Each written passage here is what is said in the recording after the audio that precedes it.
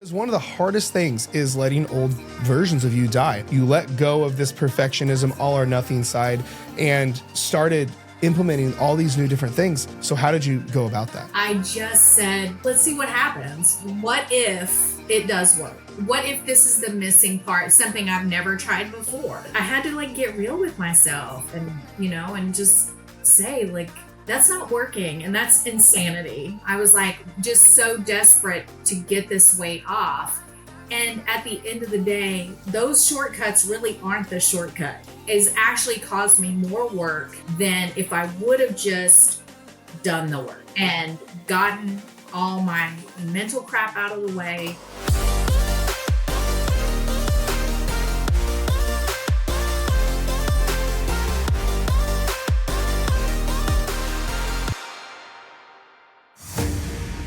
Shelly, welcome officially to the podcast.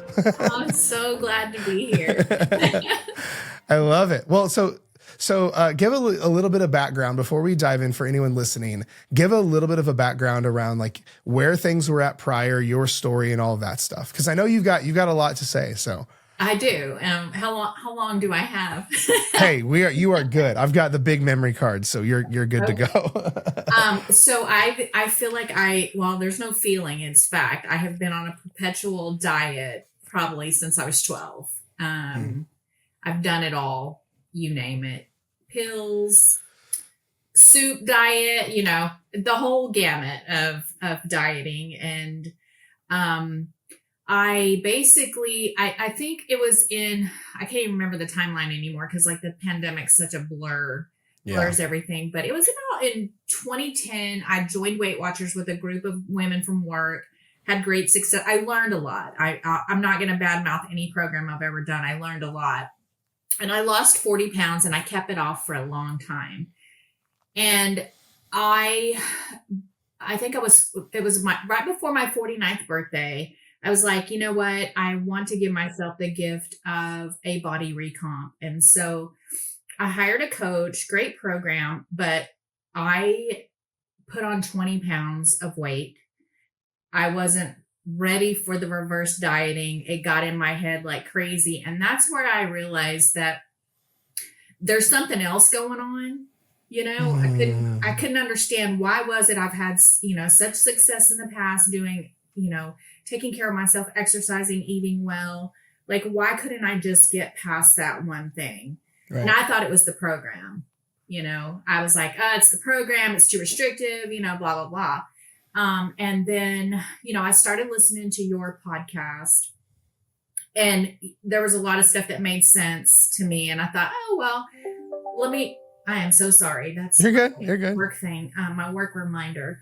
I thought, that's great. Let's see what he's got to offer. And, there was a lot of stuff that you said that made sense, that resonated with me.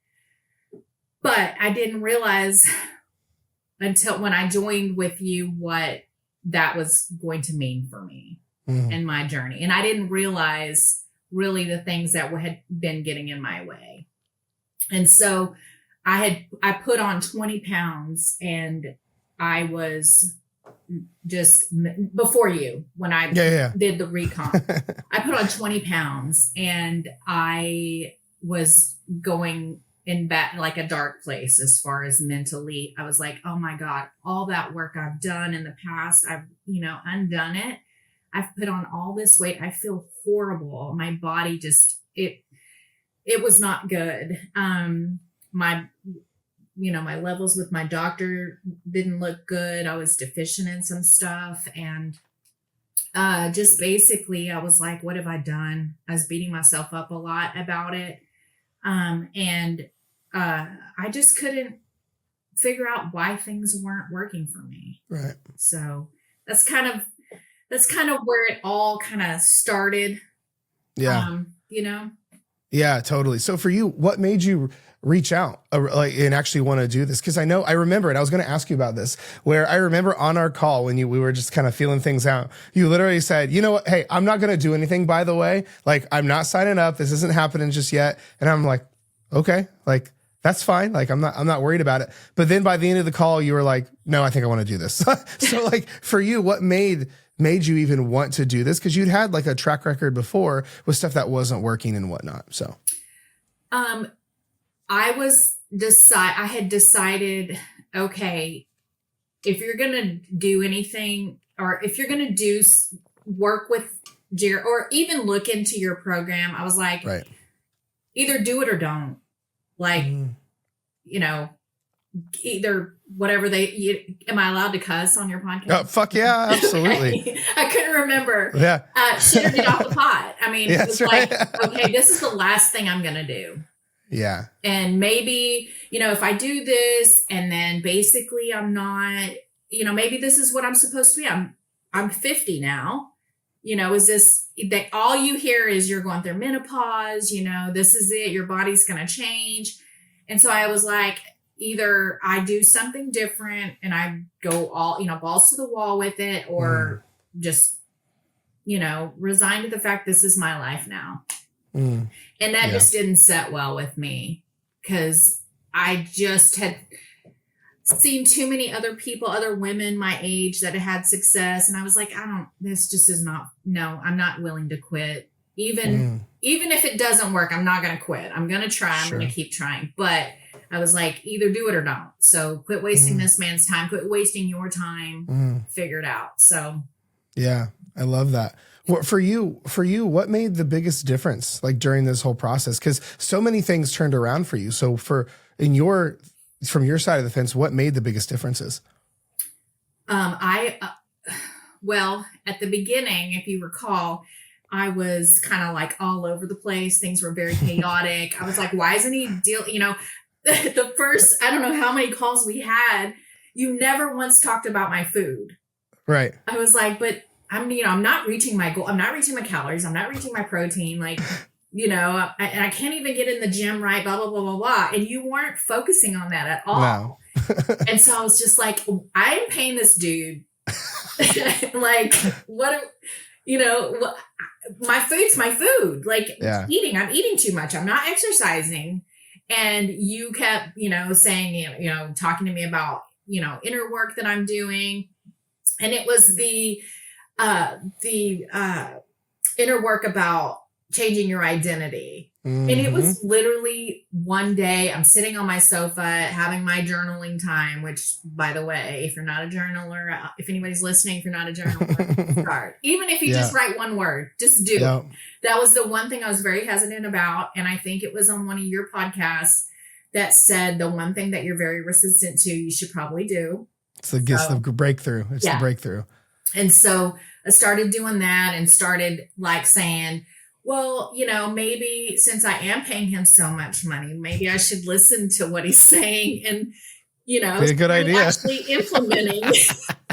Yeah. You know? Yeah. And so it was the identity work and who do I have to become? Who loses the weight? Who becomes somebody that, you know, is consistent in the gym and, you know, actually gives a shit about what I'm putting in my body, which leads me to the other part was, or another point was, you know, alcohol, you know, I was drinking a lot during that time when I gained the weight because I just really couldn't deal with the fact that I'd gained that weight. And I just, you know, just being down on myself and, you know, if you have a drink, you don't think about it, you know, if you have a donut, you don't think about it. But it's still there. So right. It's so funny. The ego as a whole, or the old self, whatever you want to call it, has so many sneaky ways to just not feel things. And that's when the sabotage and drifting starts, where like, for example, I'll have someone say like, oh, I'll literally ask them, I go, do we emotionally eat or da da da da? And they're like, no, but like sometimes I have a glass to take the edge off, or I have food to get a dopamine hit, or I have some comfort food. Those are just egoic ways of saying you emotionally eat. Because if you need comfort food, that means you're experiencing discomfort. So then you're hiding your emotions with food, or when like someone says, oh, I just want a drink to take the edge off. Well, that's a very soft way of saying is I'm using alcohol to hide what I'm feeling, right? So I think for a lot of people, it's the ego can be very sneaky like that. But then you recognize that. You're like, no, I am turning to food, to alcohol, to whatever, and then started doing the one thing that was most uncomfortable, which was being with what you're feeling. And then it's like the old saying goes, the cave that you fear to enter holds the treasures that you seek. Because any person I've ever worked with, I think ever, like I can't recall a single person this doesn't apply for, who was most resistant to journaling. They literally come back and they're like, okay, that was the thing. Like it was the breakthrough, it was the game changer and everything. So, and I don't know what it was I was fearing so much. I mean, I try to think about that. Like, why have I been so hesitant on that? I think I just didn't want to uncover the bullshit that, it might uncover. Yeah. But I was shocked that those things never came up. It was more so like, what's going on right now? What am I feeling? And it would be very like chaotic all over the paper. And then eventually things just kind of became more clear, like what was my real problem? And it really wasn't that deep most of the time. Most of the time, sure. It was, you're eating because you're bored. You're eating because you're stressed. My job, as I've told you before, is very, very stressful. I'm a litigation paralegal, and it's just a stressful job because there's a lot of deadlines and, right. There's a lot of things going on, but that doesn't mean that when the stress is high that I need to go like face down and, tortilla chips and, things like that. Like, get yourself grounded and tackle the things, because I would spend so much more energy like freaking out about all the stress than just doing the task that was at hand. And so when I was able to stop and like collect myself, literally walk away, and I would grab my pen and paper and just write down like, even if it was just a to-do list, what do you need to do? What's going on right now? What do you need to do? And it really wasn't that big of a deal, Well, I think too often we judge what we feel instead of just seeing it. Like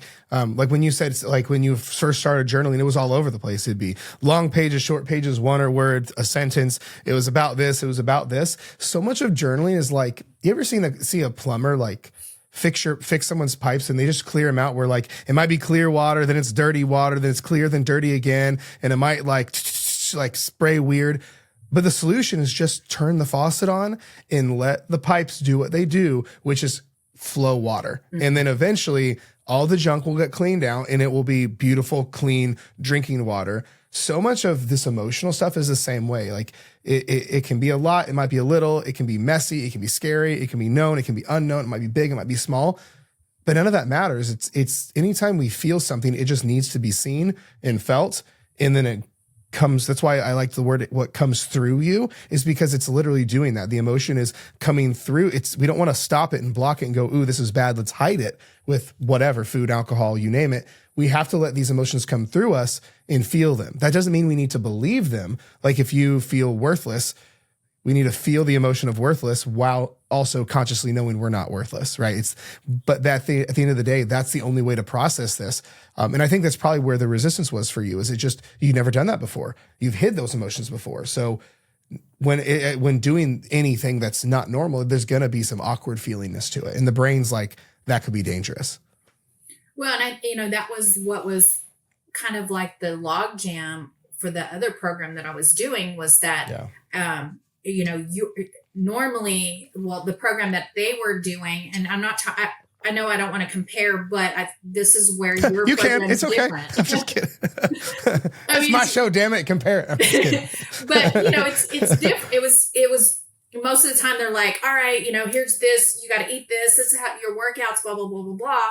And it's like, okay, I get that. But what happens when I get in my head and I'm like, oh, you're lazy. Oh, you're not worthy of this, or you're not good enough. Cause that was, one of the things that I told you, that was in my, you're not good enough, imposter, whatever.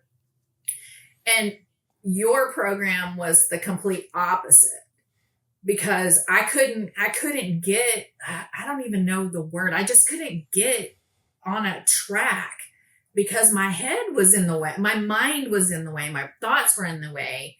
And once I kind of got all that kind of cleared out, the rest of the stuff's easy. Like, I mean, is it easy to get up in the morning and go to the gym? Is it easy? No, but it feels different. It is easier because I don't have all that junk. Yeah. Yeah. It's almost, a mentor of mine puts it this way. He actually we were talking about it this weekend. He says, Jared, how often do you brush your teeth? And I go, every day, twice a day. And he goes, why do you brush your teeth? And I go, it's just what I do. And he goes, it's because you're someone who values your oral health. And I go, that feels right. And he goes, so you don't have to, he goes, you have to think about brushing your teeth? I said, well, no. He said, right, you just do it because it's in congruence with who you actually see yourself as. I go, that makes sense.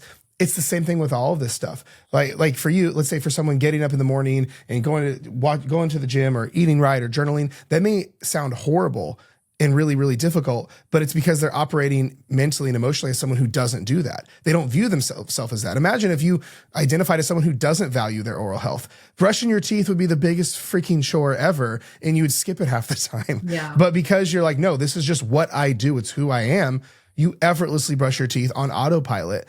But that's why whenever we started working together, like, yeah, I could have given you just a bunch more stuff or just hammered the workout and macros really hard. But I know that wouldn't have given long-term results because old Shelly was still here.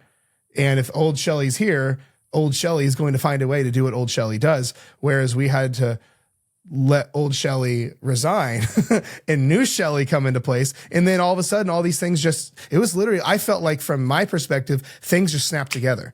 Like it was once like the identity stuff got deep enough, it was like, it seemed like that from my end of things. Would you say you felt the same way? It almost felt like it was overnight, even though I know it wasn't. It was like overnight. Oh, that's what I needed all along was that, and I'd heard about identity work, but never in the depth that you, or how you teach it. There's just a way that you teach it that it clicked with me. Yeah. And you know what they say, when the student is ready, the teacher will appear. You know?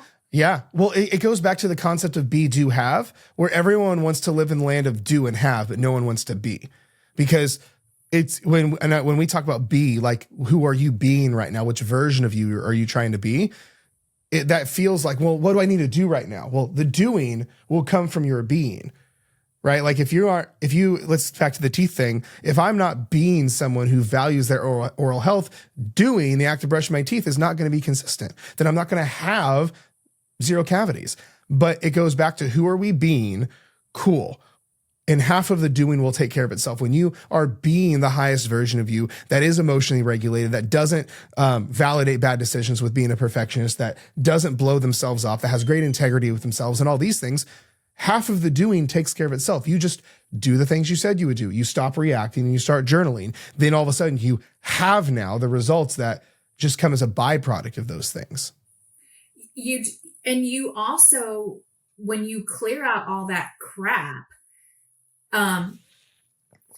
like you said, it's a byproduct. You clear out all the crap, I got it. Even this morning, I mean, let's be real though. The crap is not gone completely, but it's less and less and less. That's the thing. Those thoughts are going to always be there, period. But they're less and less, or when they're there, I know now how to deal with them in a better way for me. I'm not, I'm not 100%, but in my opinion, at least 85% better than what I was.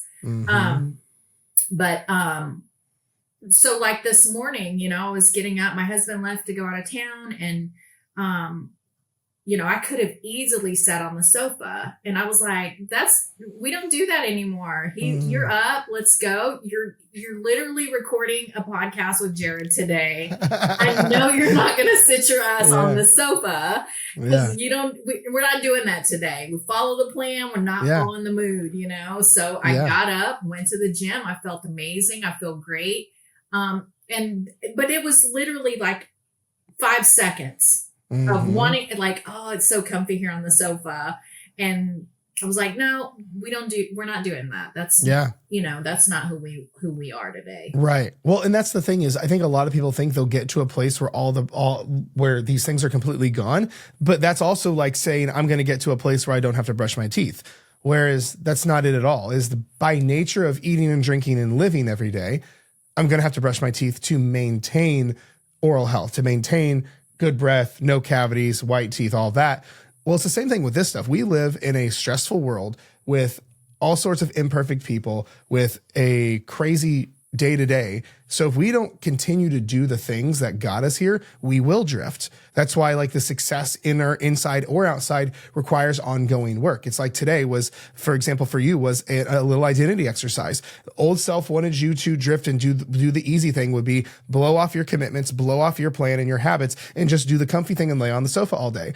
But you said, no, that's not who we are anymore. Internally there was we're the people or the kind of person who follows the plan, regardless of what I feel, and you follow the plan. So that was another moment of kind of identity work in that little session, if you will. But that stuff never ends. It gets smaller and less and less and less over time. But I mean, it's one of those things where there's been times I've even laid down at night and I'm like, oh, I didn't brush my teeth. All right, I'm going to get up and brush my teeth. Like that stuff never goes away. You know what I mean? Yeah. It's always there, but not always, but you know what I mean? It's not going to go away. You're going to always have the thoughts, but you don't have to act on every single one of them. Yeah, totally. Let me ask you this. For you, what were you struggling with the most of all the stuff? What was the biggest struggle for you? Oh, I always go back to being consistent, finding something that works for me that I can be consistent with my, because my job is it's a big part. It's not just a job, it's a career for me. And it does take a lot out of me.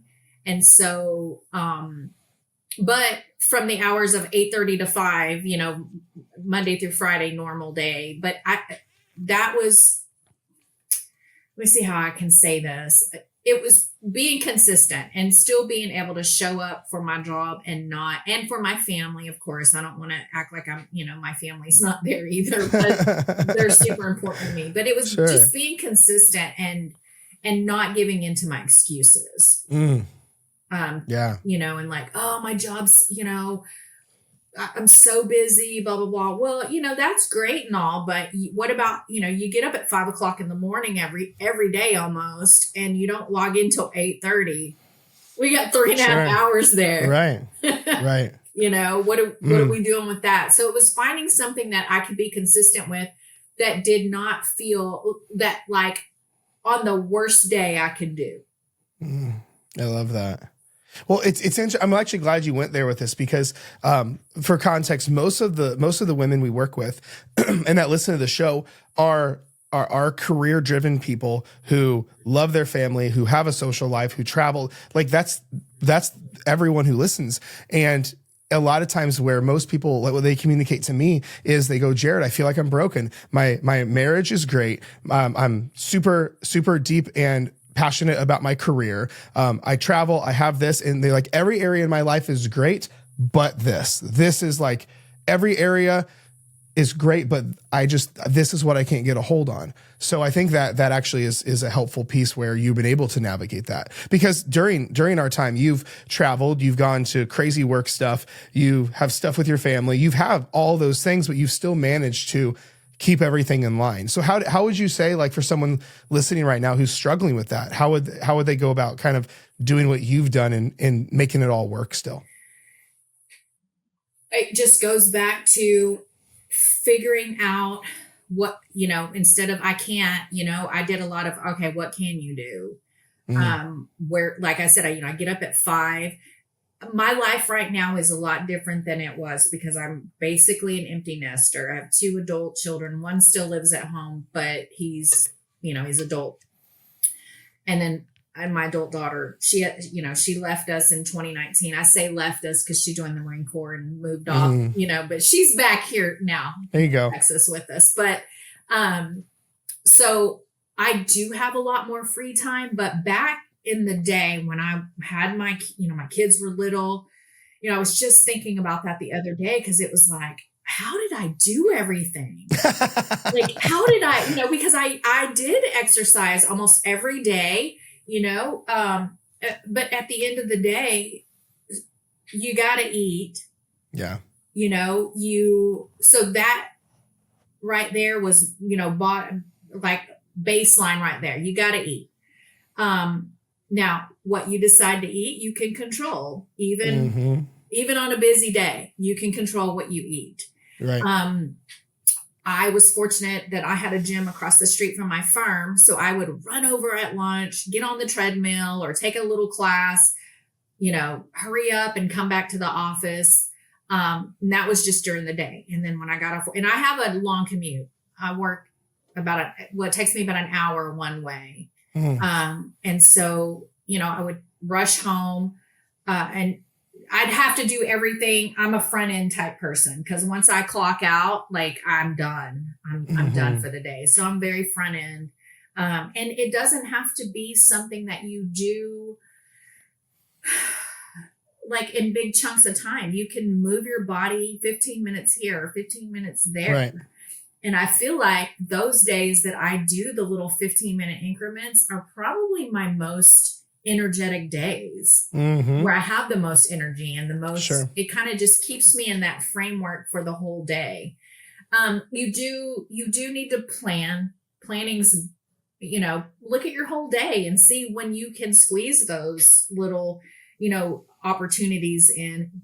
And probably one thing I wish I would have done more when my kids were younger is incorporate them into more of the activity, and then on the weekends, do more active things together as more outside stuff together.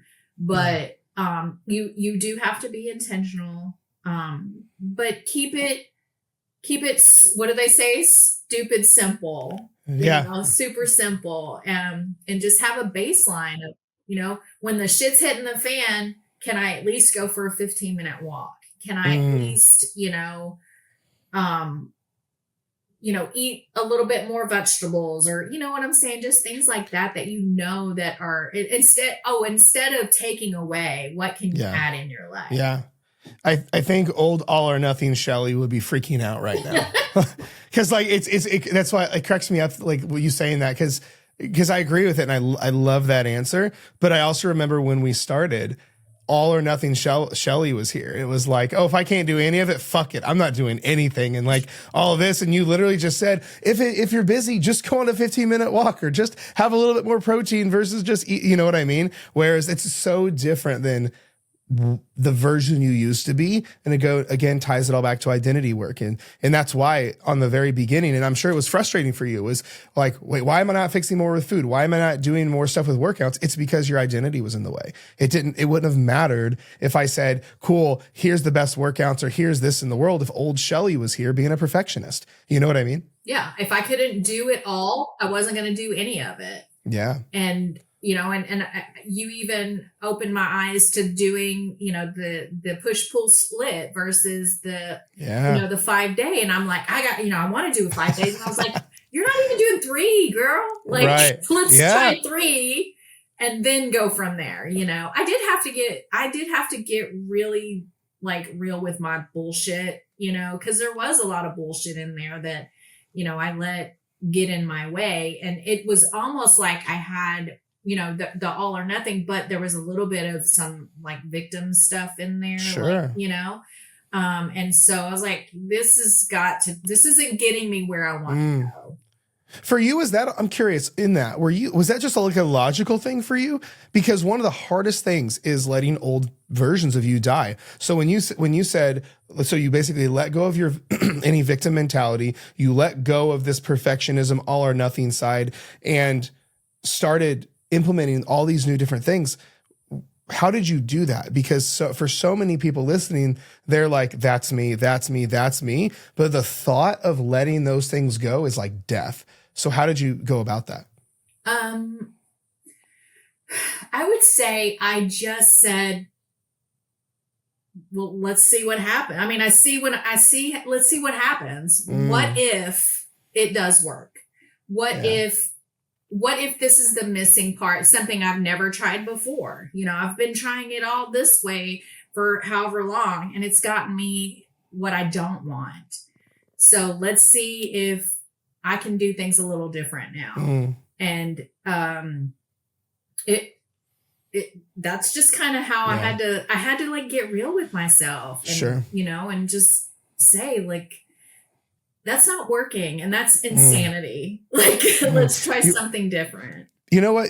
You're right. And I love that answer because that's how my brain operates, where it's so logical, like I can't unsee it. But there's a lot of people, and I'm sure that listen to the show that are in that camp of like, hey, I've been fighting for the same way of doing this for 20 years and I have nothing but weight gain to show for it.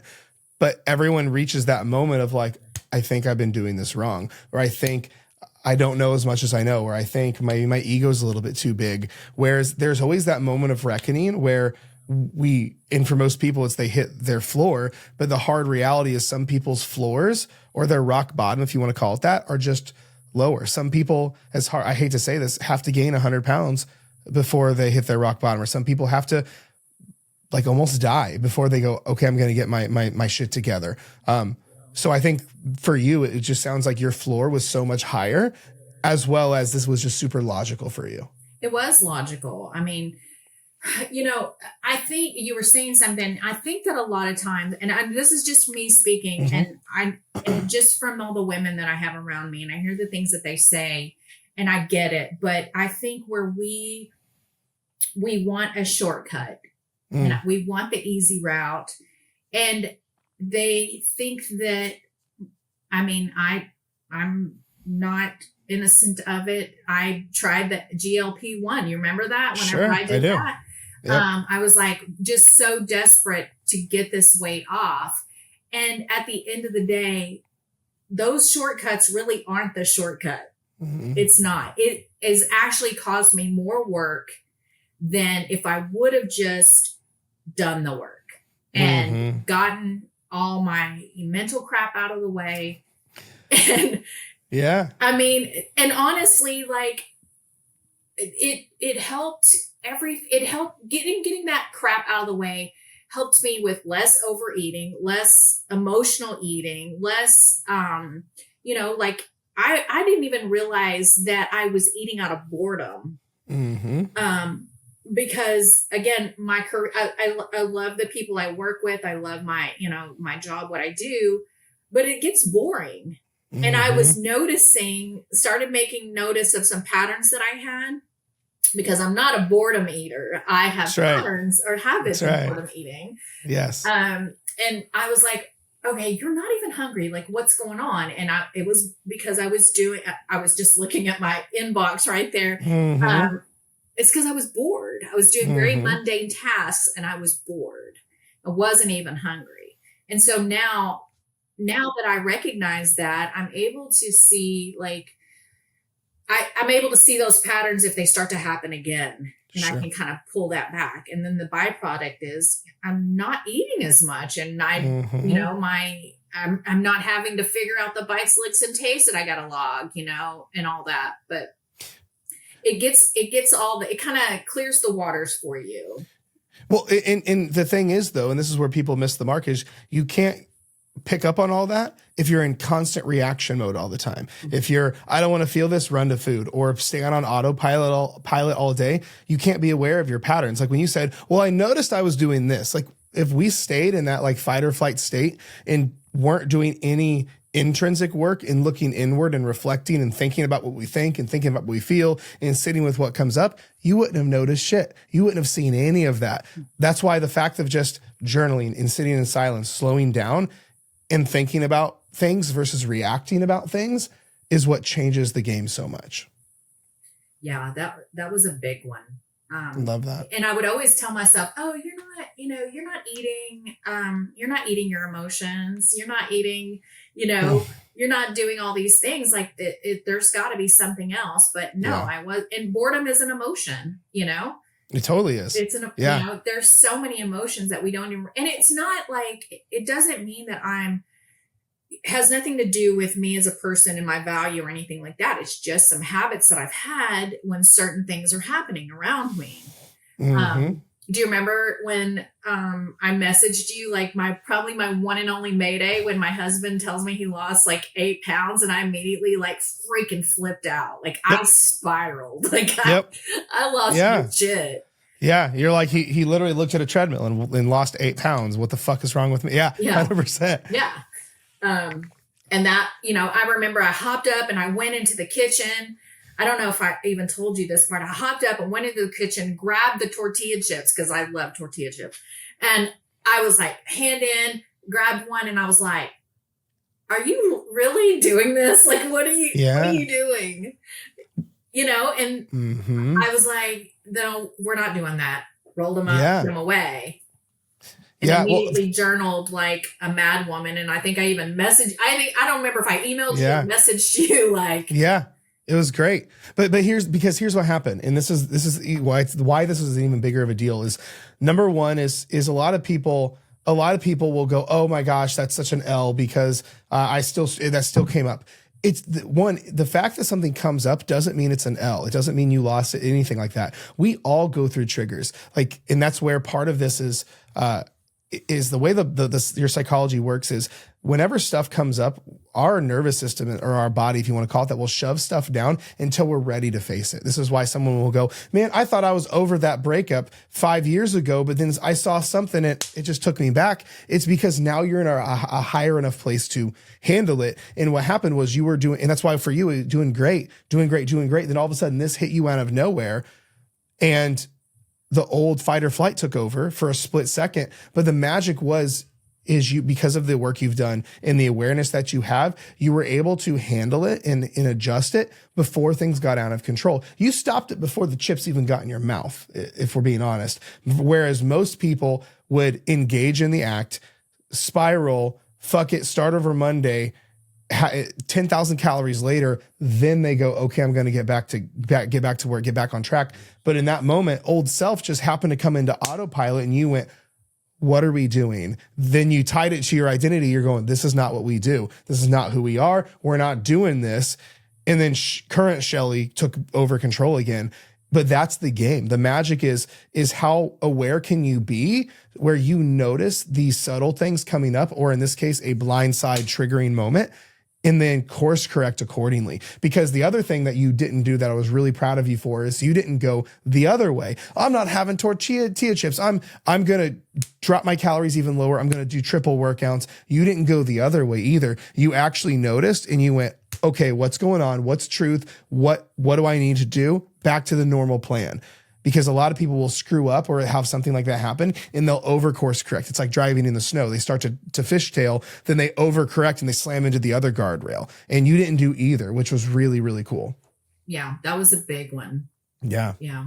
That was cool. That was probably like my one crisis moment that I had, you know? Yeah. And it's so crazy because it's like, you know, my husband's a different human being than I am. He's older, you know, and why, you know, it's like, I guess that would be the ego part that chimed in, like, look at you, you know, you can't even lose weight and he can. And, you know, it was crazy, but I know that I'm not alone there. I know that, you know, just having conversations with other people around, especially women, I know they think the same thing. And I think that they are afraid to be vulnerable and say those things out loud, you know? And I think that you having this, this space for this conversation is huge. And I hope that I can, maybe one woman out there is like, oh my God, you know, that's the same thing. I feel like the same thing is happening to me. And well, I can tell you it's hundreds of thousands of women. That's I comforting. can tell you it's way more than one. Jared. It's going to be way more than one. But like, no, that's huge though. Cause you're right. Cause a lot of people feel entirely alone in every piece of it. Like it blows. Sometimes I forget about this. There was another client I was working with. I don't work with very many men, but this was one of the gentlemen I work with. And he literally's like, man, I thought I was the only one that emotionally ate. And I'm like, bro, you have no idea. Like everyone, we all think we are the only ones on planet Earth that have our realities, that struggle with what we struggle with, when in reality, everything is mainstream. That's why I pivoted the way I coach and the problems I solve is because I saw, I'm like, oh, every one of these issues, food noise, relationship with food, self-sabotage, yo-yo dieting, emotional eating, these are all not minority issues. These are all not like teeny tiny, oh, this random person has it every now and then. It is like, if I polled a crowd, if I like walked down just in Las Vegas, if I walked down the Las Vegas Strip, I'd say like 8 out of every 10 people would have every one of these issues, but we all think we're alone in them. And I think that's half the problem. Well, and you know, you told me that I think I was telling you about how just kind of organically my alcohol consumption kind of went down. I mean, of course, and I'm a Jesus lover, so I'm going to say that. And I have, been praying about that because I was like, and just reading a lot of stuff about the effects of alcohol on your body and stuff. And like, and I don't really, but I like to have my margaritas here, and I'm not giving those up. I mean, let's just keep it real. I'm going to still have them, especially now that it's, warmer here in Texas. But it just organically happened that desire, for it kind of went away because you said, I don't remember your exact words, but I've done that inner work, and the emotional drinking has kind of subsided. You're too high for it now. What I mean by that is, and I see this happen like clockwork, where if we stay a lower version of us and just try to fix the do that be do have, we're going to stay lower level. You is trying to force a doership that doesn't work.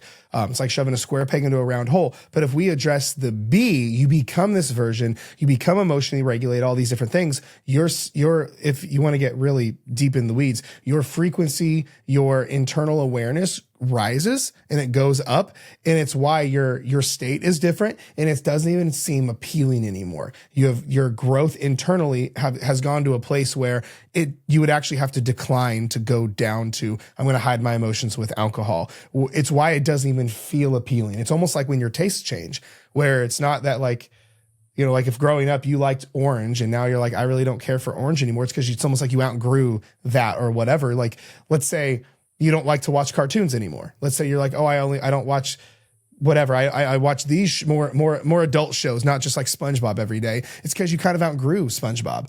It's the same thing with a lot of these things. You've grown internally so much, and you've changed your personality, which changes your personal reality. And now it doesn't even sound appealing because it wouldn't fix the problem. And that's why if we just keep going higher and higher and ascending in our consciousness, in our awareness, and in our healing, it's not that we're like trying to like avoid that. It's actually what allows you to enjoy alcohol and not eat or not over drink and not hide your emotions with it, is because a lot of times this is where people go all or nothing. They're like, oh, I'm not going to have any alcohol. That wouldn't fix the problem. I would rather you fix your awareness and internal game where you can actually drink alcohol and not go on a bender because you feel like you have to. Yeah. And it's also done that. I'm finding that with food too. Granted, my diet's not perfect, but it's almost like somebody talked about the. It shouldn't be good. It shouldn't be. Yeah, it talked about this like my stomach's there's a red velvet rope in front of my stomach, and it's like, I can have these cookies and chips and whatever, but is that really what I want?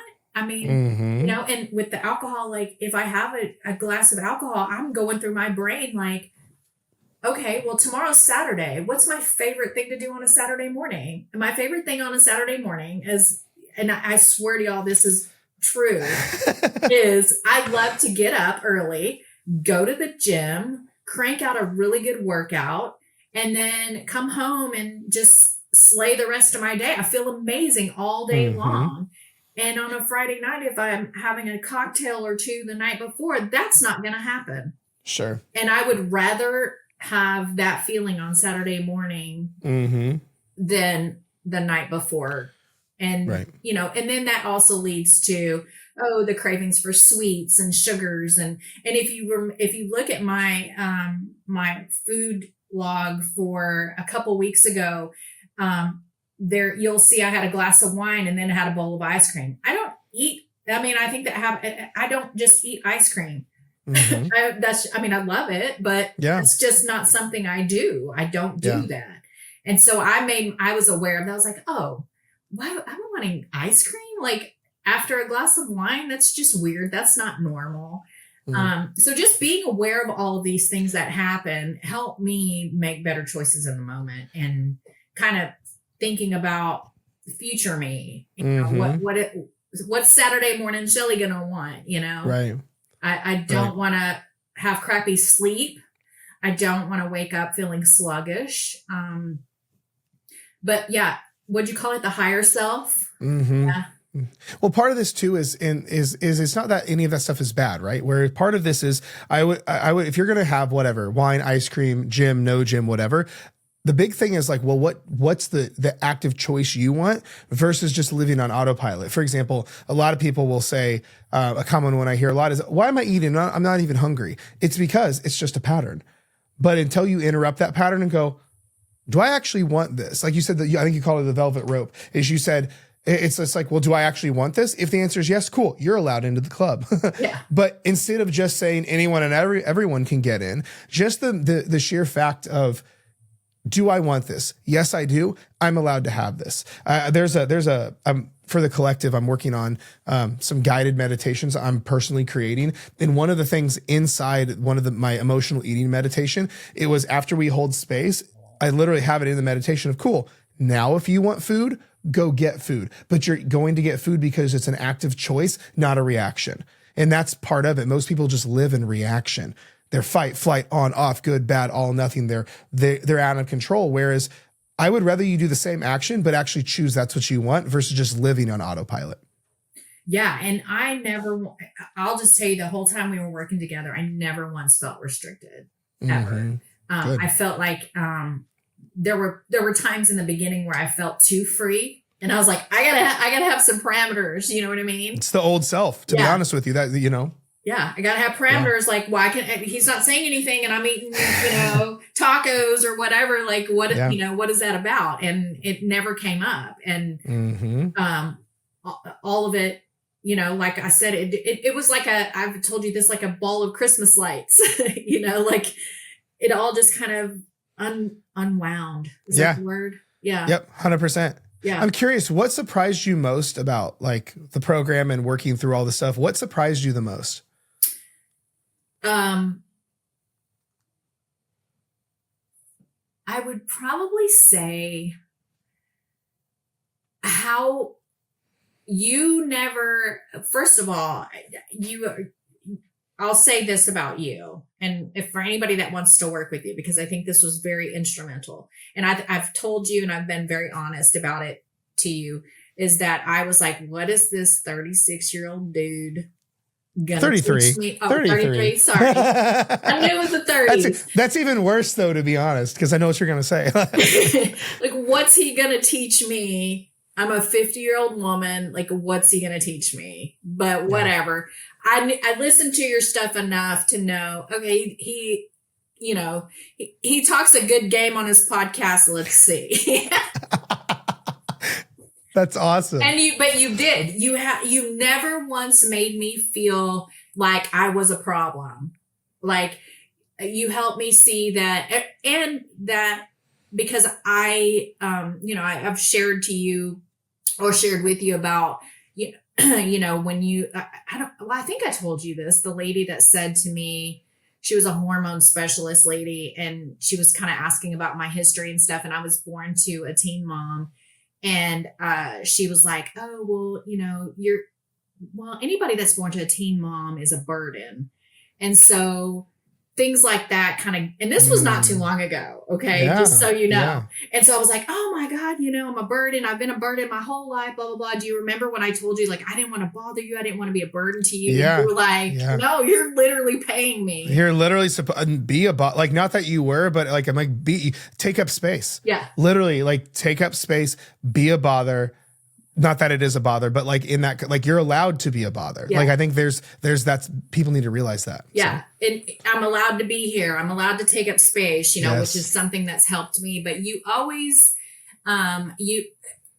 even when I was in my spiraling, you never made me feel like it was something's wrong with me. You were like, no, it's just some habits you have. It's just a pattern. It's just, something you're doing. It has nothing to do with who you are.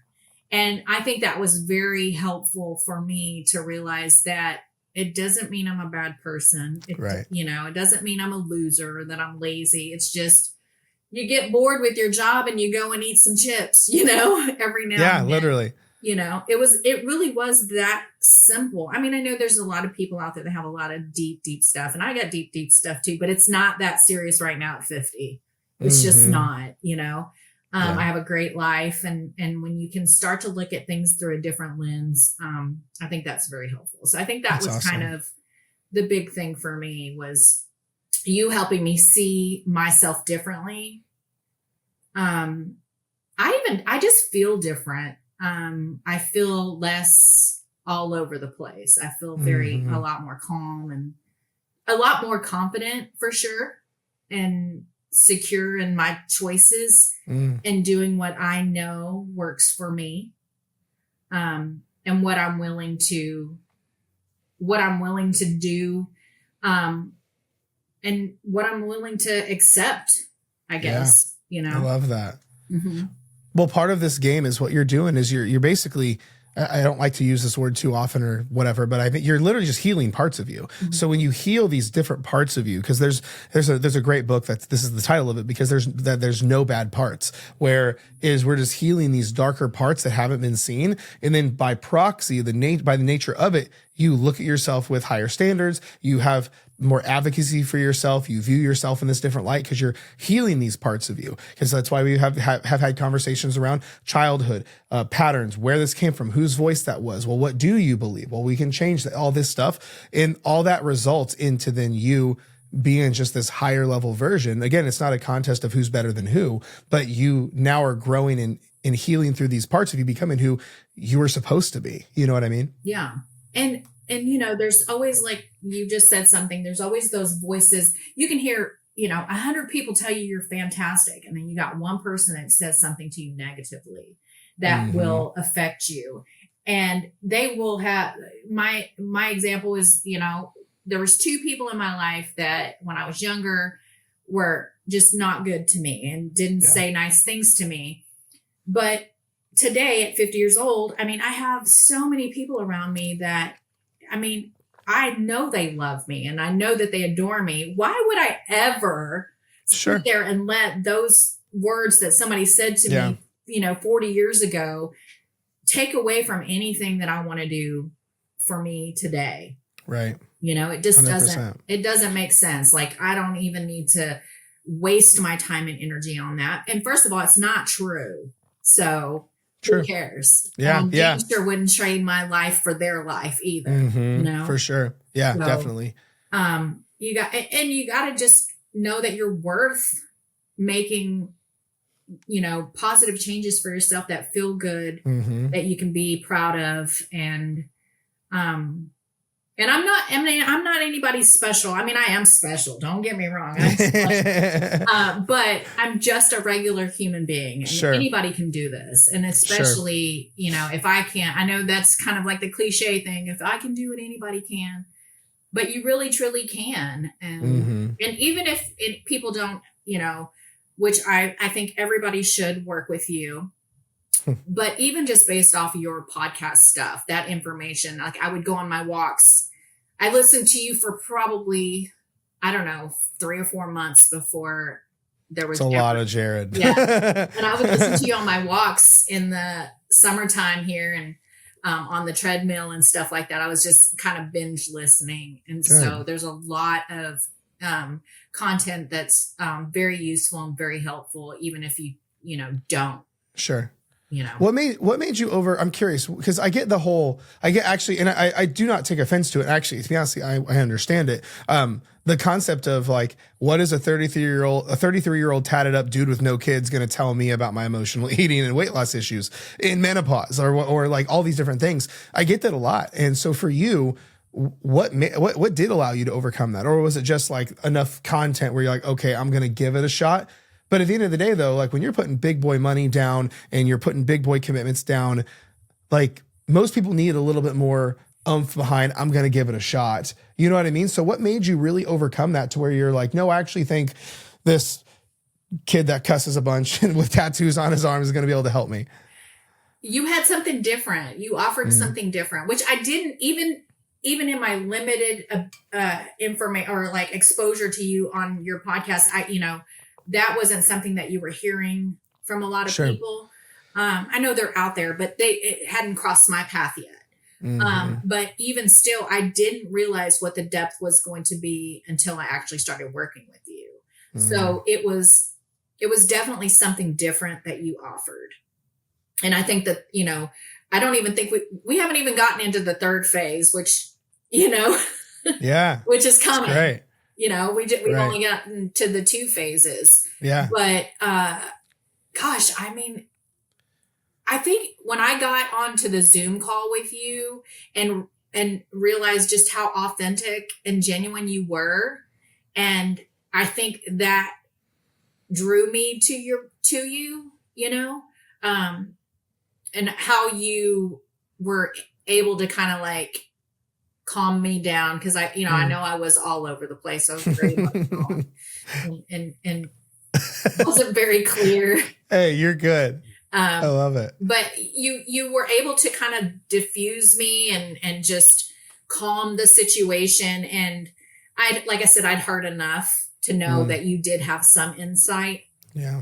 And then I know what, and then I remember I had joined the collective. That's what I did. I joined the collective, and I don't even know if you remember, but I was thinking about it the other day. I did apply for the scholarship. I didn't get it, but I got like a partial scholarship. Yeah. Back when, yeah. And I at that time I was like, I don't know if I can swing it, whatever. So I just did the collective, not just did the collective. I joined the collective, and there was something in the collective that I was like, oh, okay, it's legit. Like, you know what I mean? I just thought it was going to be a run of the mill regular, here we go, body recomp, blah, blah, blah, you know? And that is not what your product is at all. Yeah. But I think your authenticity, was refreshing.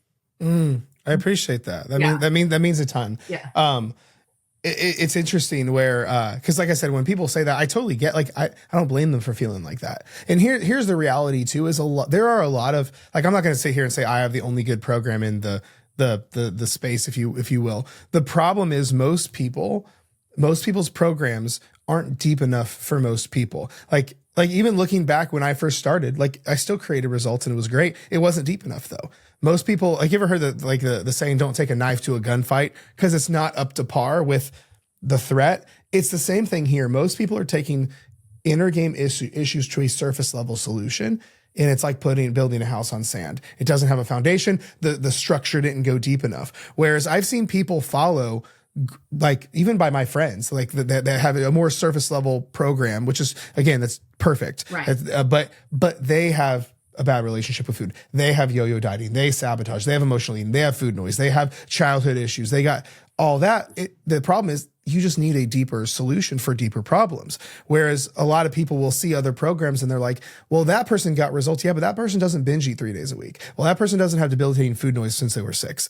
And a lot of things like that come into play, where is most people with these issues, and I'll put it this way, most people are not going to listen to a podcast called Dieting from the Inside Out, who don't have a level of depth to some of their struggles. Whereas we just got to go down there to where the struggles are. But that's where we get into, it's really uncomfortable, because not many people talk about this stuff, and it's not comfortable go and see these parts of you and to work through them. That's the uncomfortable shit. So yeah, seeing it, and it's not like it's shameful or anything like that. Not at all. But it's like, it's like putting a mirror up in front of you, in front of your face. And you talked about the house. Like, I was thinking about that earlier. I was like, I feel like, because I grew up in construction and my husband's in construction. So I feel like you have taken me down to the studs. And, you know what I mean? Yeah. That's such a good analogy. Yeah. And like, we're rebuilt, Yeah. and I know I'm still, evolving and working, and, but I'm in such a better place now. And, I thought I'm going to do something different on my 50th birthday. You were my 50th birthday gift. That's hilarious. I didn't realize that. That's hilarious. Just put a little bow on me, I guess. I know. But yeah, that was, did I answer your question? I don't know. Yeah. Okay. No, absolutely did. That's beautiful. I love it. So I'm curious, what would you tell someone listening who is where you were? Okay. So find the thing that you're resisting the most. Like, I don't want to do that. I don't want to, for me, it was journaling. Or don't want to log my food. I don't want to, and even the food part, I feel like I feel like that's kind of not even at the forefront of what needs to be addressed. I feel like find your habits, make yourself aware of what you're doing throughout your day. Because I feel like my days are pretty much the same. You know, every day it's about the same. Just be aware of like, oh, you know, like my boredom eating. Well, I'm not really hungry. Like, and pay attention to, even if like, I know that one day I wrote down, like, what am I doing? Like my whole day, what was I doing at certain times? And I've noticed 3:15 every day, I'm up and I'm standing in the refrigerator. And I'm like, okay, why am I doing that? Well, I'm bored. It's the afternoon. I need, you know, I'm a little tired. I'm, you know, whatever. I wasn't even very hungry. But I think that just finding your habits. And I actually, before we even got on the call, I was listening to Atomic Habits yesterday. Oh, James Clear. Yeah. And there was, he was talking about a worksheet that he has about habits where you put down your habits things that you do and either a plus minus or a equal sign to kind of see if it's like a good one, a bad one, or just kind of a neutral one. Sure. And just be aware of your habits. And then you can find out why you're doing certain things. Mm-hmm. Does that make sense? Totally. I love that. Yeah. I love that. And it doesn't have, I mean, and then you can, as you like, that's the low hanging fruit. Let's start there. Don't try to overhaul your life. Mm-hmm. For me, it's about habits and recognizing what do I do every day and how can I just be a little bit better today? And what can I do to help me stay the course and not get in my head so much, you know, and just kind of stay present in the moment. Those are some things that help me. I love that. Yeah. Death to the perfectionist. I love it. You know what's funny? I wrote down some stuff that I had done that I don't think I've told you. And I was going to tell you, but like, I'm a big fraidy cat about everything. Oh, really? Yeah. I'm like afraid to try new things. I'm afraid to do things. Since I've worked with you, I hiked around Mount Rainier. Goodness. Which was beautiful, by the way. Yeah, I bet. I snow skied for the first time. I will never do that again, but I tried it. Hey, you did it. And bucket list item, recording a podcast with you. Let's go. Yeah. And I never would have had the guts to do it if I hadn't done all the inner work that I've done. Yeah. Sorry, I'm clicking my pen because I'm nervous. You're good. It's great. I'm so proud of you. You've done so good. And this is good. How's it feel now to have now that like you're like, all right, this was the heart of it. How does you feel better? Oh yeah, I can do another one now. No big deal. Yeah. Get over that hurdle. So are you going to start your own podcast now? You know what's crazy is I have thought about doing what you do, and I've thought about all of this. You know, I'm going to go into another phase of my life soon, and I'd like to do something else. And I love talking about this. Yeah. And I love the whole health and fitness but I really like this stuff. Yeah. This stuff gets, you know, because this is where it's at. This is where the magic's at. And I think that, you know, my next phase here that I'm going into is going to be pretty badass. That's amazing. I love that. But it's funny. Most of my team that I've hired over the years all started as clients. Really? Well, almost all but they don't work for me anymore, but like all but like one or two all started as clients. Ironically, it's just crazy. So, but final question. What would you tell someone who is on the fence about working in the program specifically? If they're like, they're on the edge. So I'm not a wishy-washy. I'll make a decision and just go with it. And I can always change my mind. That's how I feel about life. Like nothing's permanent except for a tattoo.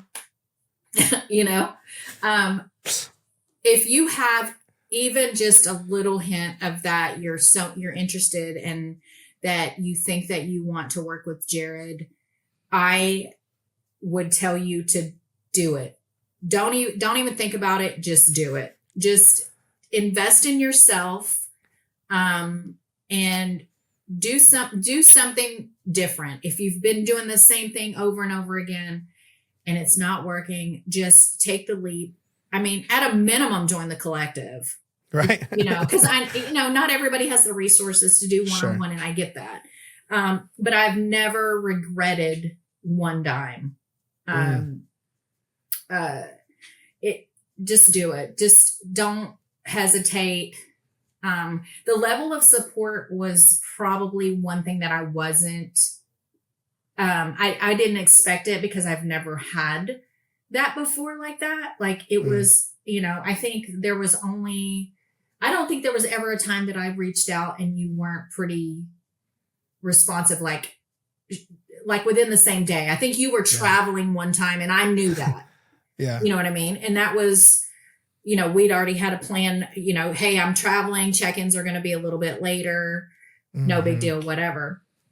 But I think that, just, you don't get in your head too much about making the commitment to, at a minimum, join the collective. There's so much information out there, helpful stuff, and just be open to trying something different. If you've been doing the same thing over and over again and you're not getting anywhere, and that there's something missing, and it's Jared Switzman. Well, I appreciate that. This has been incredible, and you did so good on your first podcast. This is great. You crushed it. So beautiful. Well, anything else? Any final words? Anything else you want to get out, or are you feeling pretty good? I think I'm good. I mean, yeah, I'm good. Love it. I'm grateful for all your advice and guidance. It's been priceless, in my opinion. Yeah. That's awesome. I appreciate it. Awesome, Shelly. Well, thank you again for doing this. It's been incredible. Thank you, Jared.